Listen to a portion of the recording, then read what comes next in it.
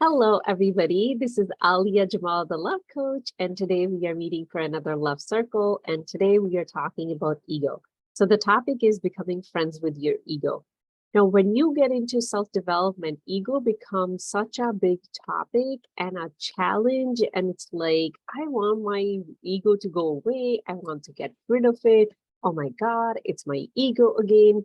The word comes up over and over, and you will find in different books, different people have different perspectives. But I personally found it to be very confusing in the beginning, and it has taken me some time to understand what ego really is, why does it even exist, and how I can become friends with it instead of always running away from it or trying to get rid of it. So that is what the conversation is going to be about today.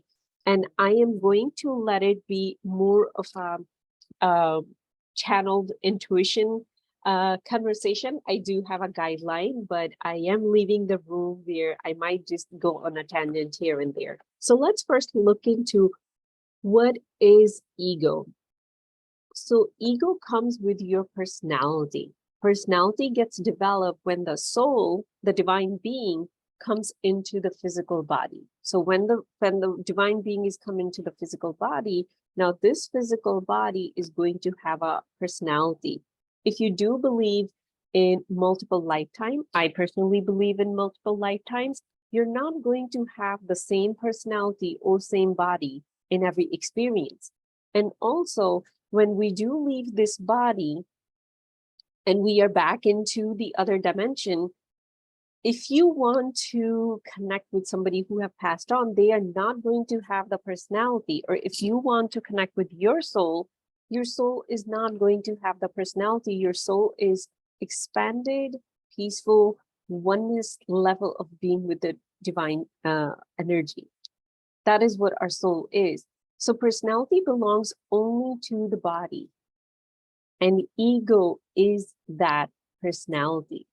When it gets developed, all the beliefs that we have, the behaviors we have, the way we talk, the way we walk, that is part of our ego. It's the part of that physical identity that we have. So I'm just going to give you a little bit of example. Don't want to confuse anybody. Let's say if you're working with a medium, and let's say you want to connect with your grandma, and the medium would connect with your grandma, the personality, like, she might say, oh, she's talking like that. The soul would let you know, when I was in this body, this was my personality. But the wisdom that comes from them, it's not the personality that wisdom the personality has. For example, we look at somebody we, don't like, we maybe hate, they are our worst enemy. That is the personality. But the soul always have the wisdom, the peace, the love, just like our creator does. So just giving you an idea, the difference between the ego and the personality and the soul.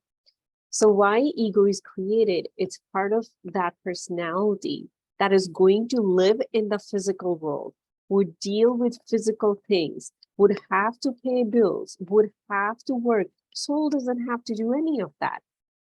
So let's say if ego never gets created, the personality never gets created, you're not even going to look after yourself. You're not even going to dress yourself. Why do we wake up every morning, we shower, we brush our teeth, outside of the personal hygienic impact it has? Because if we are sharing space with somebody, or we are going to the supermarket, or we're going to work, we don't want the other person to say you stink. That's ego. I don't want someone to think bad about me. That's ego. And we need that. Ego is not all bad. It becomes still not bad. It becomes challenging when ego starts running your life. And that is what we want to talk about today. But first, understand what ego is. Every time you want to do something so the other person doesn't reject you, that is ego. So people pleasing, that's ego. Being in fear of rejection, fear of being a failure, that is ego.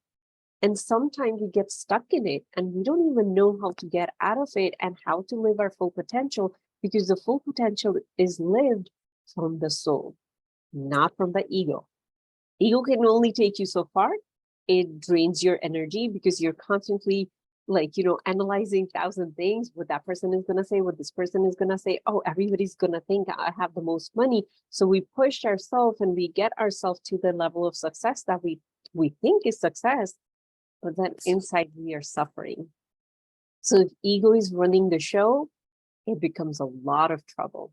So we want to find that balance where I can say, okay, right now, this is my ego and it needs to come forward. And right now it needs to go back. And this is my soul and my soul needs to come forward. I'll give you one very distinct example. For example, I'm at a party and somebody said something mean to me. Ego wants to maybe say nasty stuff back to that person, maybe even get violent and hit them, and it's angry. It's like, how dare you? And the soul might, when you're moving towards soul, you'd be like, I don't even care what they are saying. So we need to find a middle ground. That is where discernment is a very important. That is where you're going to use your ego and you're going to respond to that person, but you are going to respond to them as if they are also another soul. You're not going to respond from the whole anger part. So now we are using both things. So I'm going to give you an ice cream example. It's summer. I absolutely love ice cream. So when we go to get soft serve, for example, from Dairy Queen, they have the vanilla side, they have the chocolate side, and then we have the middle where you can get half vanilla, half chocolate. That is what I'm talking about. Where you're using your ego. Yes, I am going to respond. I live in this world. I don't want this person to saying the same thing to everybody else, but I'm not going to go into and bring all that dirt, the anger and sadness and blame, that energy or judgment. I'm going to approach this person with looking at them as if they are also another soul. So that is where you can say, hey, can I ask you a question? Do you really think whatever you said about me is true? Because I don't think so that is true or that is fair. Your tone is staying calm. You are confronting them, but you are confronting them from a very high place, a very high place. So that is when we have made ego a friend. That's when we are not trying to crush it under a heel. That's when we are not saying, oh my God, my ego got the best of me, why it's here. We don't want it to go away. We never want it to go away. We want to use it. Yesterday I was watching a show, and one of the things the coach said to the kid, can you use your frustration to become the channel for your motivation? So it's like you're taking one energy, transforming it, and doing what you need to do. So that is what we want to do. So the first thing I will suggest you to do, start asking yourself when you're having an experience, is it my ego or is it my soul? If it's ego, it will want to fix stuff. It will want to fix you. It will want to fix other people. It feels like it's right and everybody else is wrong. So pay attention to, is it ego or is it your soul? Now, when you're, and you might be like, oh yeah, I have no idea when my soul is in control or what my soul is. It's already there. You just are not aware of it. So the way you can pay attention to if it's your soul talking, are you coming from a place of genuine love for the other person? And you have done it many times, talking to your friends, talking to your kids, talking to your family member, when you are fully present with love and you don't even care if the other person give you anything back. That unconditional aspect of us, we have pockets of it, and then we go back right into okay, I showed up with love. Is this person going to show up with love for me when I need them? Or next time, maybe you're in crisis and they didn't show up. You're like, why didn't they show up? I showed up for them. That's ego. It wants a transaction, but the soul runs without any transaction. When sometimes I'm helping somebody who just reaches out to me in my inbox and we don't have a professional, like, relationship. I'm just trying to be their guide and I'm sharing information with them, guiding them. Sometimes they feel so burdened, and that's ego. Oh, I cannot take it unless I pay you, or I cannot take it for free, or it's not fair.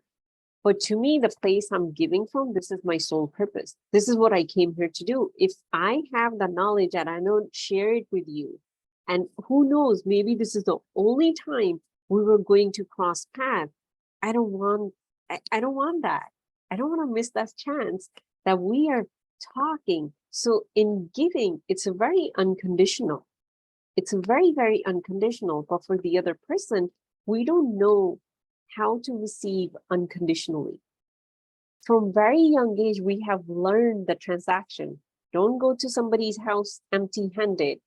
Whenever it's somebody's birthday, make sure you give a gift. Yes, there's nothing wrong with giving. Giving is beautiful, but it cannot be conditional. I'm running an experiment this year where I'm being very intentional to pay attention to that voice. Whenever I show up somewhere, can I be the gift? And I don't have to bring anything. It's getting to a very uncomfortable place, and I do know that one day I broke down and I just bought something where I didn't practice my presence as a gift. So I recognize the challenge in that, but I would say try it. When you show up as you're the gift and you're not holding a cake or a candle or a lotion or some other big gift or a toy, how does it feel? And when someone shows up to your door with all the stuff and you don't give anything back to them, you just say, I am so grateful you brought it. I really feel your love, and you just unconditionally receive it. That is when we start to find the balance between the ego and the soul. That is how we get to do it. So now that we understand why it exists so you can exist in this world, and how you can start paying attention to when it's your ego speaking, when it's your soul speaking. Now the challenge comes how you can let your soul lead more of the time, and how ego can just become your really good friend, and you can call upon that friend, you can lean upon that friend whenever you need it.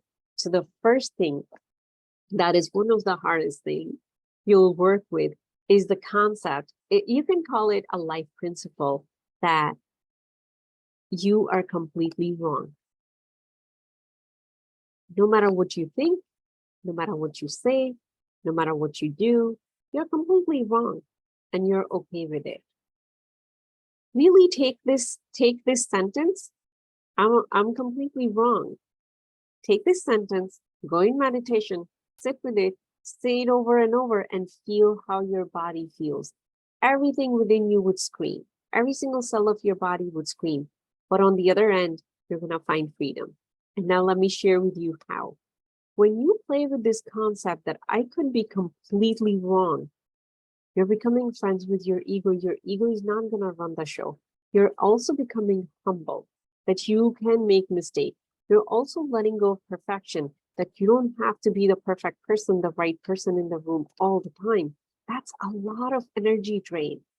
When we do that, we're just leaking all of our energy.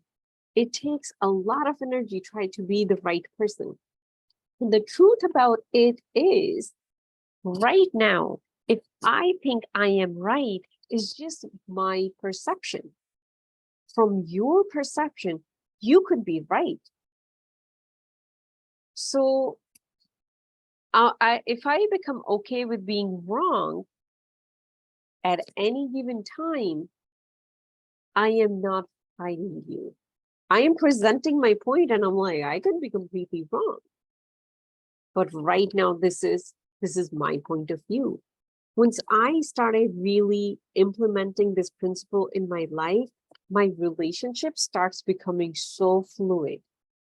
The fights I kept having, the nagging fights I kept having, nagging fights I kept having here and there, they start to melt away because it was like, yeah, I think this is what the other person should do, but I could be completely wrong. Oh, this is what I believe right now because I'm studying this, but I could be completely wrong. Maybe after 5 years, I'll discover, oh, there was another way to explain this thing. So yes, I am moving forward, but I could be completely wrong at any given time. When you start living your life from that place, the place of expansion, I am saying this, but I could be completely wrong. That is when your ego is not going to lead your life. That is when the soul's wisdom is present. But at the same time, the ego is presenting its opinion. I am not staying quiet. I'm not saying, well, I'm completely wrong. I'm just going to sit here quietly, zip my mouth, and never say anything. We are not going to that place because then I cannot share or reveal the light of my soul. I cannot do that if I have that kind of attitude. So I need the ego that says, well, I have something very important to say, and I'm going to say it right now. But at the same time, from my expanded soul energy, I know I could be completely wrong and I'm okay with it. You can even say it in your mind over and over. I could be completely wrong and I'm okay with it. The problem is most of us are not okay with being wrong. So we fight for being right. That is when ego is leading the life. That is when you feel so icky and weird inside of you when somebody has proven you wrong. And you go home and you search up and you come up with more facts to have another argument the next day. And your life just becomes a fist fight. A verbal fist fight, that's what it becomes. And it drains so much energy from us. When we are involved with life in that way, we are not living our purpose. We are taking away that energy every single day to just have that cold fight going on with whoever. At one point, we always have like this one person, there's like back and forth going on, even if it's happening every other week. So to find that balance, to make your soul your best friend, play with this concept. I could be completely wrong. I'm okay with it. And you might say like, Alia, how do I get to that place? The way I did it, I meditate a lot. It works for me. I took this sentence, sat down, and just kept saying over and over. And I saw the argument that came in my mind, the fight that went, and the struggle that was going inside. And then everything started to settle. It's almost like a deeper wisdom, a higher wisdom took over, and it said, yeah, I could be completely wrong. But same time, I'm not going to stop saying what I have to say. So I could be on a live TV show right now. I could be sharing this wisdom over there, but I am open to the concept that, 5 years down the road, I might say, you know what, I was completely wrong at that point because now I have learned more. Now I can present better. It happens to me all the time when I look at my YouTube videos that I uploaded in 2020 or like 2021 in the beginning when I was just starting my business full time. I'm like, oh my God, the way you're explaining this concept, like you didn't cover all this thing, but that is what I knew at that time. Now I have learned so much more, and I can take the same concept and I can explain it to you on a much broader aspect or deeper aspect. Because I recognize I would always be growing. You would always be growing. What I feel to be right now might not be right 5 years down the road, and the same is true for you. When I recognize that and I lead with that energy, I am not carrying the burden. I need to be right all the time.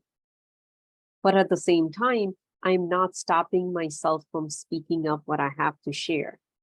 So that is the balance that we find. I'm going to share only 2 pointers here with you work with them. They both are heavy. I know this one is pretty heavy for a lot of us, especially those of us who are recovering perfectionists. Everything needs to be perfect. It's like challenging your identity, challenging and attacking your foundation. But trust me, the freedom and the abundance of energy you're going to free up within yourself and what you'll be able to do with that energy, this work is so worth it. Making your ego your best friend is so worth it. Okay, so the second point I wanted to share with you is nobody cares about you. Today I'm bringing the big ones because, they come from our ego. So our ego says, everyone needs to care for you. Everyone needs to provide for you. Everyone needs to come rescue you. And, oh, if you would say this, they would mind it because, they'd be like, oh, why Alia is saying that? All those things. So how we are going to introduce a new principle of life in our life. No one cares about you. So again, say it to yourself, no one cares about me. And we are not saying it from our victim place. No one cares about me, what I'm going to do about myself right now. We're not saying it from that place. We are saying it from a place. Everyone is living in a bubble with their own perception. They are the center of their own universe. They are creating their experience based on what they are thinking, what they are focusing on. So let's say if I come and I say something to you, you're only going to perceive it where you are in that moment. 10 minutes later, you might be in a different place. But when I come and say something to you, you are only going to receive it in that moment. And you don't even really care where I'm coming from because you're wrapped up in your own bubble and I'm wrapped up in my bubble. When I started implementing in this thing, I stopped expecting other people to get my point.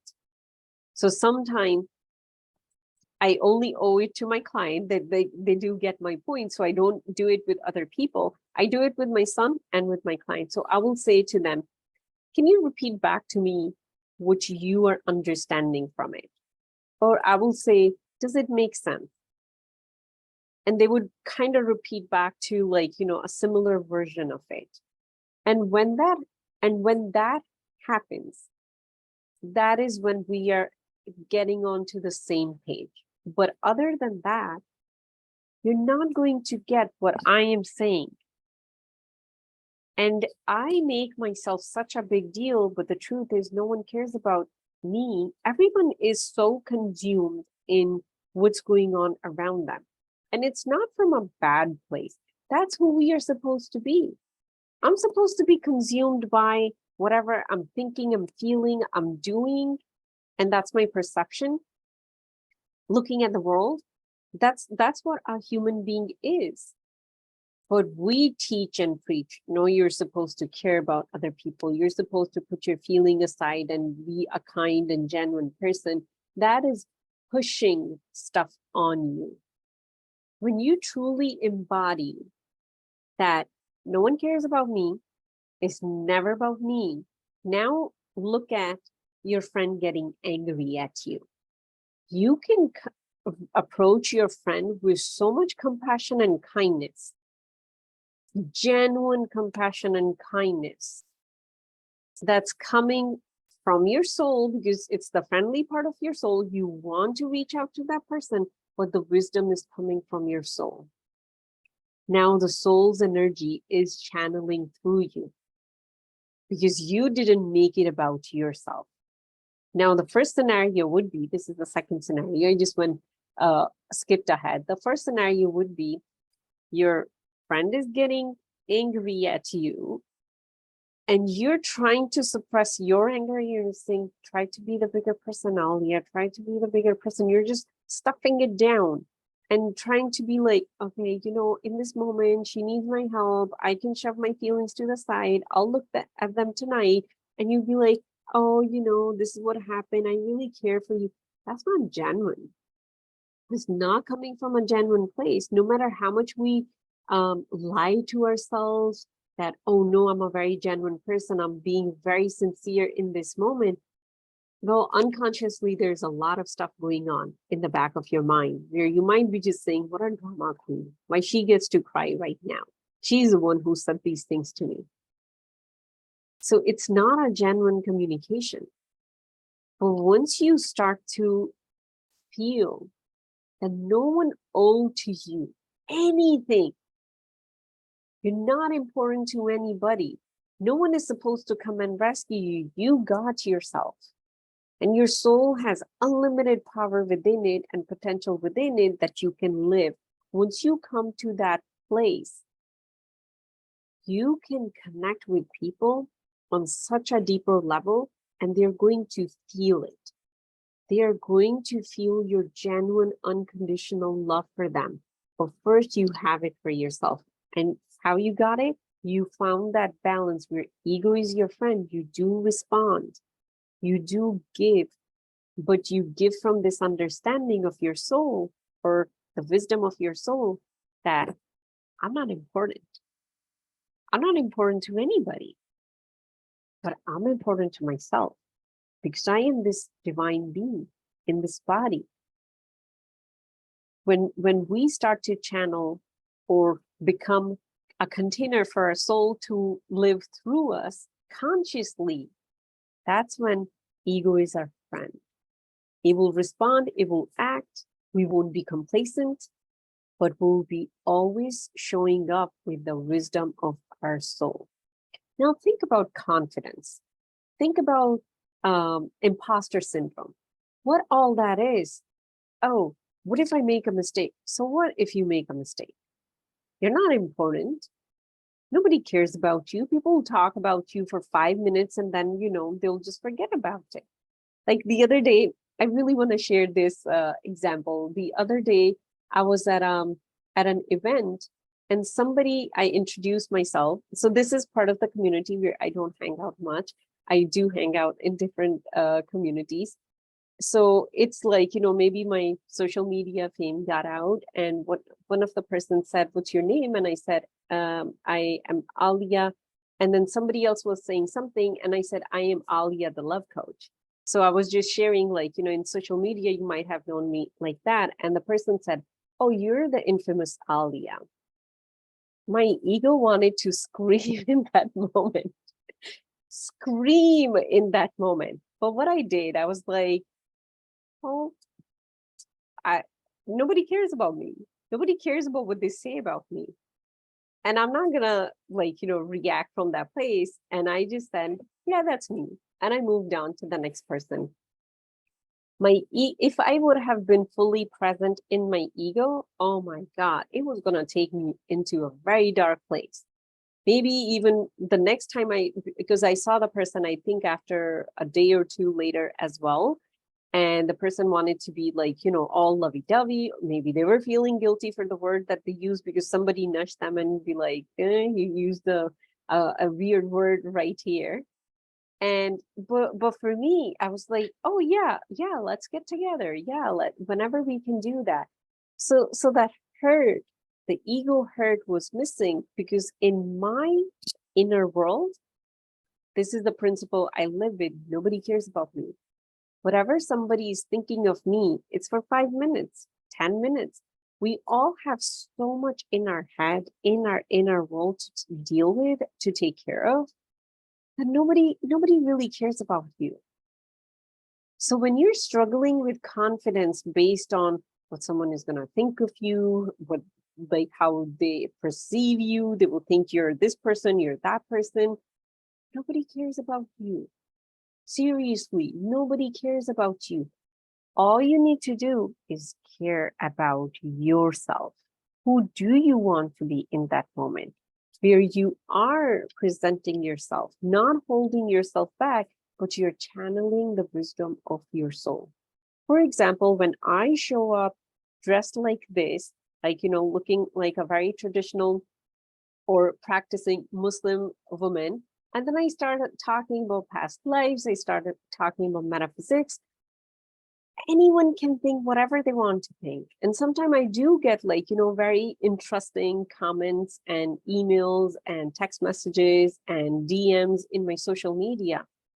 But I cannot base my foundation or who I'm being based on that, because no one cares about me. They might have sent me that message or whatever in that moment. That is only that moment.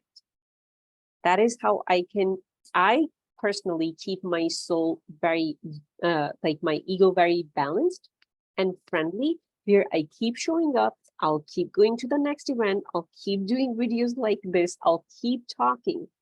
But it does not matter to me how someone else is perceiving me. Are they getting confused because they're like, but the religion you're from, those people don't talk like that. Why you're doing it? It doesn't faze me, because ego is my friend now. My job is to be loyal to my soul. My soul came here to do a very specific task. And doing that specific task requires learning all that I can learn. And the way I am gauging my life, what do I desire right now? Do I desire to learn this thing? Okay, I'm going to learn it, integrate it in everything that I have learned, and I'm going to share it. I'm not going to care about how someone else perceives me. My ego will, my soul doesn't. I'm a soul. I'm an unlimited being. Right now, I decided to come in this body. So you might have a struggle with your, with your physical image, like, the way your face is, the way your body is, the height is, maybe your bones are too wide. So your ego would say like, look at you, why you're wearing that kind of dress, why you're going to that kind of party. Everybody's gonna think you're weird, you're too short, you're too tall. All that is ego. When we start to focus on our soul and we start to channel the energy of our soul, well, your unlimited soul in a body for a reason. There's a reason why your soul chose this body to come into. And soul wisdom is always higher than whatever my mind can think. Our mind is just an instrument for our soul. It's not the power that human think that it is. We are still trying to figure out the mind. We're still trying to figure out the brain. Our scientists are still working on it. But once you start tapping into your soul and you start to connect with that unlimited part of you, you transcend this whole physical existence and illusion that we live in. So those are the two things I'm sharing with you. I know they are huge, big, and heavy. If anyone feels triggered, please reach out to me, send me a DM, and I would love to take you through a personalized session, a conversation, whatever is needed. But the two things that we are using to make our ego our friend, we are learning two new life principles. The first one is, and I'm just skipping, what was the first one? Okay, the second one was, the first one is, you could be completely wrong.